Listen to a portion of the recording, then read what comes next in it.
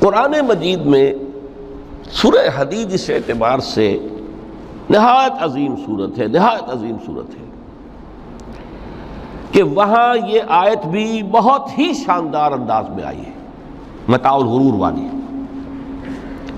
خاصی طویل آیت بن کر آئی ہے۔ اور جیسا کہ میں نے عرض کیا، 4 جگہ تو حیات دنیاوی کو کہا گیا ہے صرف لہو و لعب یا لعب و لہو، لیکن یہاں جو ہے آیت نمبر 20، اعلموا انما الحیات الدنیا لعب و لہو و زینت و تفاخر بینکم و تکاثر فی الاموال والاولاد۔ 5 الفاظ کے حوالے سے اس حیات دنیاوی کے کچھ حقائق بیان کیے گئے۔ عام طور پر سرسری طور پر لوگ گزر گئے ہیں، محاورتاً جب بھی آتا ہے معاملہ لہو لعب، لعب و لہو، وہ تو 4 جگہ ہے، یہاں 3 الفاظ مزید آئے ہیں، اور ترکیب کیا؟ پہلے لعب ہے پھر لہو ہے۔ سورہ عنکبوت میں لہو و لعب یہ در حقیقت ایک طرح سے محاورے کی شکل اختیار کر گیا، تماشا اور کھیل، لیکن نہیں، یہاں ترتیب کچھ اور ہے۔ اس پر اگر آپ غور کریں گے تو یہ ایک عجیب سا نقشہ سامنے آتا ہے۔ حیات دنیاوی کے 5 ادوار، جن میں سے ہر دور میں ایک شے انتہائی اہم ہوتی ہے، توجہ کا مرکز بنی ہوتی ہے۔ ابتدائی دور ہے، بالکل بچہ بھی ہے، کھیل، بس لعب، اس کے سوا اسے کوئی زندگی سے سروکار ہی نہیں، زندگی کے تلخ حقائق ابھی اسے معلوم نہیں۔ بھوک لگی تو رو پڑے، ماں نے دودھ پلانا ہے، کھلانا ہے، ان سے تو کچھ نہیں کرنا اس نے، وہ لعب، کھیل۔ لیکن تھوڑا سا آگے چلتے ہیں، ٹین ایجر سٹیج میں جب داخل ہوتا ہے آدمی، تو اب وہ نرا کھیل، معصومانہ کھیل نہیں رہتا، اس میں تلذذ، سینشول گریٹیفیکیشن کا عنصر شامل ہو جاتا ہے۔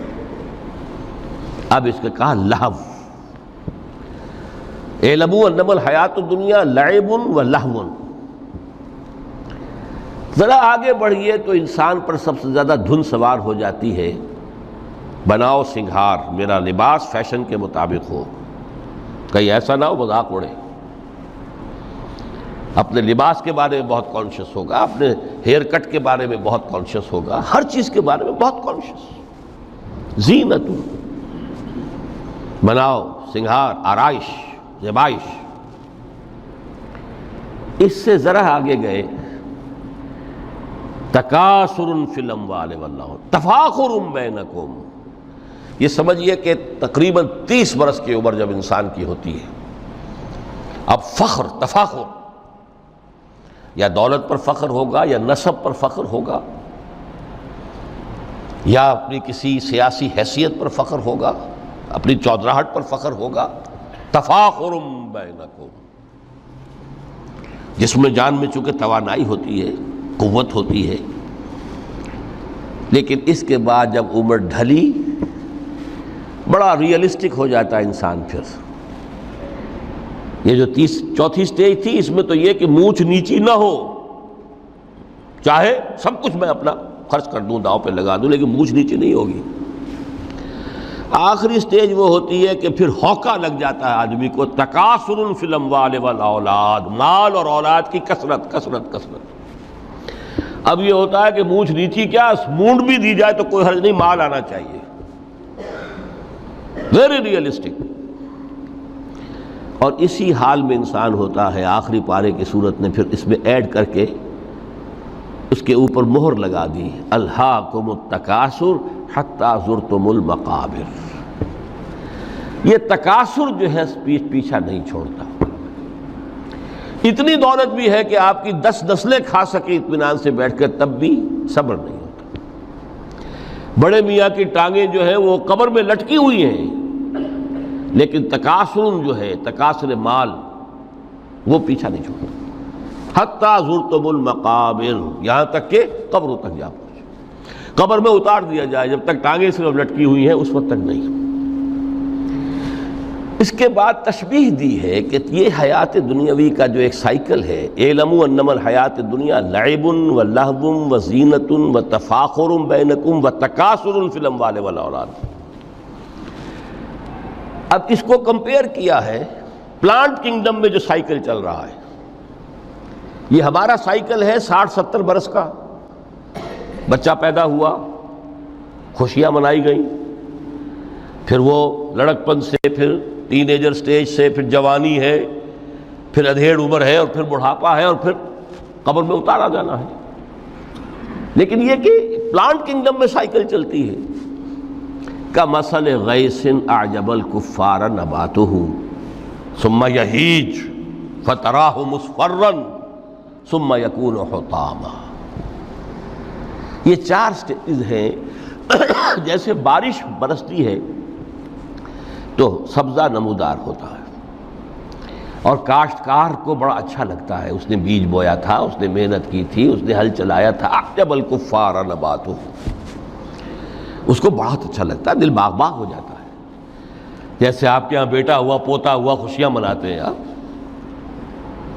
کمثل غیث اعجب الکفار نباتہ ثم یہیج، پھر وہ فصل اپنی پوری قوت کو پہنچتی، فصل لہرا رہی ہے، فتراہ مصفرا، پھر وہ زرد ہو جاتی ہے، وہ ہریاول اب ختم ہوئی، اب فصل پک گئی ہے، اب وہ زردی پر آ گئی ہے۔ ثم یکون حطاما، پھر وقت آتا ہے، اگر وہ خضرو گھاس ہے تو پھر وہ چورا چورا ہو کر پھر وہ مٹی میں مل جاتی ہے، اور اگر فصل ہے تو کھیتی کٹ گئی، اس کے بعد کیا رہ گیا وہاں؟ وہ چورا ہی رہ جاتا ہے باقی۔ یہ لائف کا سائیکل چل رہا ہے، 3 مہینے کا ہو، 4 مہینے کا ہو، یہ ہے پلانٹ کنگڈم کا، وہ ہے سائیکل انسانی زندگی کا۔ اب فرمائی ٹیپ کی بات جو ہے، وَفِي الْآخِرَةِ عَذَابٌ شَدِيدٌ وَمَغْفِرَةٌ مِّنَ اللَّهِ وَرِضْوَانٌ۔ دیکھو دنیا کی زندگی تو ان سٹیجز سے ہو کر گزر ہی جانی ہے۔ جو پیدا ہوا ہے اس پر بڑھاپا بھی آئے گا، موت بھی آئے گی۔ کل نفس ذائقۃ الموت، جو سورہ آل عمران کی 185ویں آیت کا پہلا جملہ تھا۔ ہر انسان کو جو پیدا ہوا موت آ گئی۔ اب یہ ہے کہ وہ کہیں آپ نے محل میں گزار لی زندگی، کسی کٹیا میں گزار لی زندگی، کسی کی فٹ پاتھ پر گزر گئی زندگی، زندگی گزر جاتی ہے، گزرتی ہے، اور ان 5 سٹیجز میں سے ہو کر گزرتی ہے۔ آپ گندی گلیوں میں بچوں کو کھیلتے ہوئے دیکھتے ہیں، وہ بھی کھیل رہے ہوتے ہیں، نالیوں کے پانی کے اندر کھیل رہے ہوتے ہیں، ان کا بھی کھیل ہے، گندے جوہڑ میں کھیل رہے ہوتے ہیں۔ وہ تو ہے زندگی کی وہ سٹیج جو ہے کھیل کی ہے۔ کسی کے پاس بڑے قیمتی کھلونے ہیں، ان سے کھیل رہا ہے، کوئی اس طرح گلی ڈنڈا کھیل رہا ہے یا کچھ اور کھیل رہا ہے، لیکن وہ 5 سٹیجز تو آئیں گی۔ اعلموا انما الحیات الدنیا لعب ولہو وزینۃ وتفاخر بینکم وتکاثر فی الاموال والاولاد کمثل غیث اعجب الکفار نباتہ ثم یہیج فتراہ مصفرا ثم یکون حطاما وفی الآخرۃ عذاب شدید ومغفرۃ من اللہ ورضوان۔ آخرت میں جا کر یہ بائیفرکیشن ہو جانی ہے،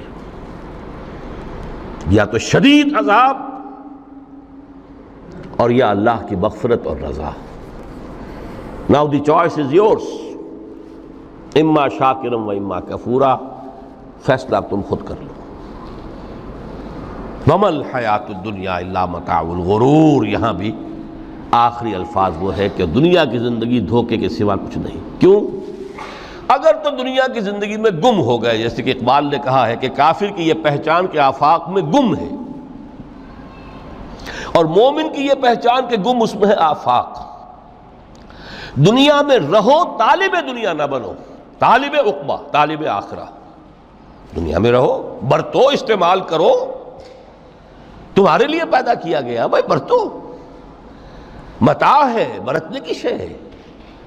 ہاں حلال اور حرام کی پابندیاں سامنے رکھو، باقی برتو۔ مطلوب یہ نہ ہو، مقصود یہ نہ ہو، مطلوب آخرہ ہو۔ انما الدنیا خلقت لکم وانتم خلقتم للآخرہ۔ منزل وہ رہے، مستحضر رہے، سامنے رہے کہ میں تو اجنبی ہوں، یہاں یہ میرا وطن نہیں ہے۔ الدنیا سجن المومن و جنت الکافر۔ جیسے کسی پرندے کو کسی پنجرے میں بند کر دیا گیا ہو، اس طرح ہمیں اس دنیا میں بھیج دیا گیا، اللہ کی مرضی ہے، اس نے بھیجا ہے۔ جب تک وہ چاہتا ہم رہیں گے یہاں، لیکن ہمارا دل یہاں نہیں لگے گا. بازار سے گزرا ہوں، خریدار نہیں ہوں، طالب دنیا نہ ہو، تب تو یہ کوئی دھوکے کا سودا نہیں، قطعاً نہیں، بالکل نہیں.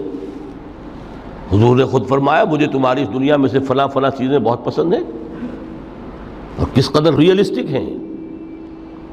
آپ نے عورتوں کے بارے میں فرمایا مجھے اس دنیا سے پسند ہے عورت. کوئی تصنع اور کوئی بھی تکلف اور کوئی خلاف فطرت بات نہیں کی محمد رسول اللہ صلی اللہ علیہ وسلم. آنکھوں کی ٹھنڈک میری نماز میں ہے، مجھے خوشبو پسند ہے. عورت کی طرف بھی آپ کا رجحان تھا. قرآن مجید میں آتا ہے نا، اے نبی اب کوئی اور نکاح آپ نہیں کریں گے. وَلَوْ أَعْجَبَتْكَ حُسْنُهُنَّ، چاہے ان کا حسن جو ہے وہ آپ کو اچھا لگے، اب اجازت نہیں ہے مزید، بس فل سٹاپ. جتنے نکاح ہو چکے ہو چکے. تو یہ دنیا کو حضور نے صلی اللہ علیہ وسلم دنیا پر سوار رہو، دنیا کو اپنے اوپر سوار نہ ہونے دو. بس بات صرف یہ ہے. کافر کی یہ پہچان کہ آفاق میں گم ہے. اسی لیے سورہ کہف کا ایک مرکزی مضمون ہے، پہلے رکوع میں بات آتی ہے اِنَّا جَعَلْنَا مَا عَلَى الْأَرْضِ زِینَةً لَهَا لِنَبْلُوَهُمْ أَيُّهُمْ أَحْسَنُ عَمَلًا.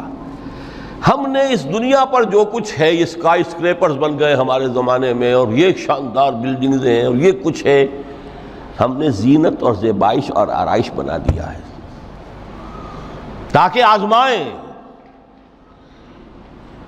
انہی کے حسن کے شکار ہو جاتے ہو اور ان کے پرستار بن کر رہ جاتے ہو. رخ روشن کے آگے شمع رکھ کر وہ یہ کہتے ہیں ادھر جاتا ہے دیکھیں یا ادھر پروانہ آتا ہے. پھر بھی اللہ ہی کے عاشق بنے رہو، اللہ ہی سے محبت کرو تو کامیاب ہو گئے. دنیا کو برتو. اگر دنیا یہ عروس ہزار داماد جو ہے، اگر کہیں یہ محبوبہ بن گئی تو گئے، ختم.